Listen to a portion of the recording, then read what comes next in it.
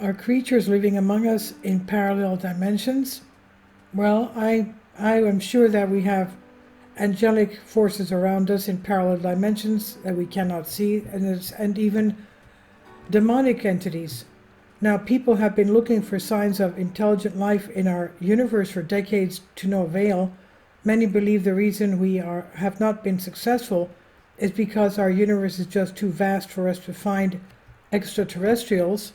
But others say we're just not looking at the right place, meaning we should not even be focusing on searching for life on other planets, but we should instead be searching for life in other dimensions. Stuff They Don't Want You to Know hosts Ben Bowlin, Noel Brown, and Matt Frederick tackle particle physics, superstring theory, and parallel dimensions in this podcast.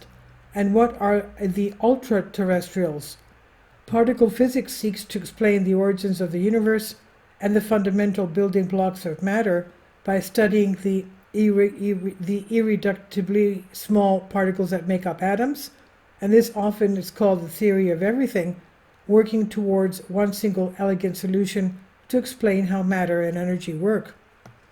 In the standard model of physics, particles are understood to be point-like, like impossibly tiny dots. The standard model is still theoretical because there's still a lot we don't understand about the force of gravity.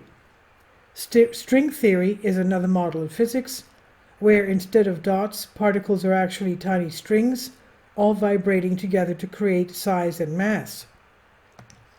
But for the string theory to be accurate, it means there could be more than 10 dimensions, instead of the 4 we're used to experiencing: length, width, depth, and time.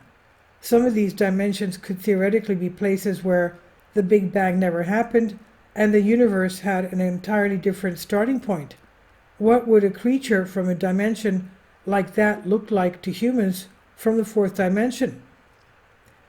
Lovecraftian monsters, demogorgons, or maybe demons or fairies from folklore?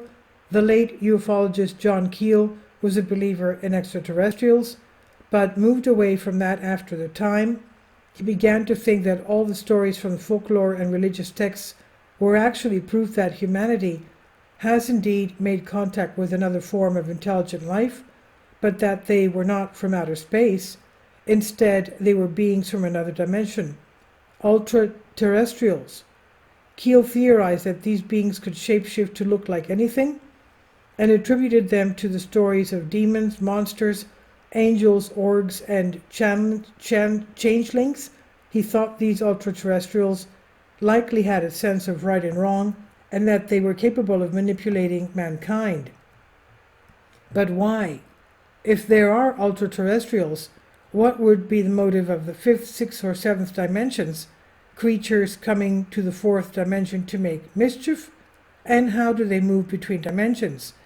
Keel thought there were magnetic anomalies that made it easier for ultraterrestrials to materialize, but was not sure how they got to the 4th dimension.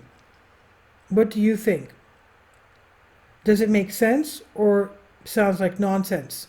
And to hear all about the complex science and infinite possibilities of ultraterrestrials in 5th, 6th, and 7th dimensions, you can listen to the entire podcast as Ben, Noel, and Matt delve into the strange theory of ultraterrestrials.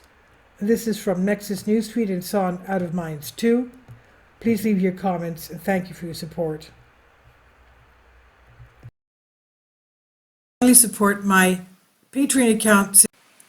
The daily posts are 5 videos daily, and they are totally different from what I have on my YouTube channel.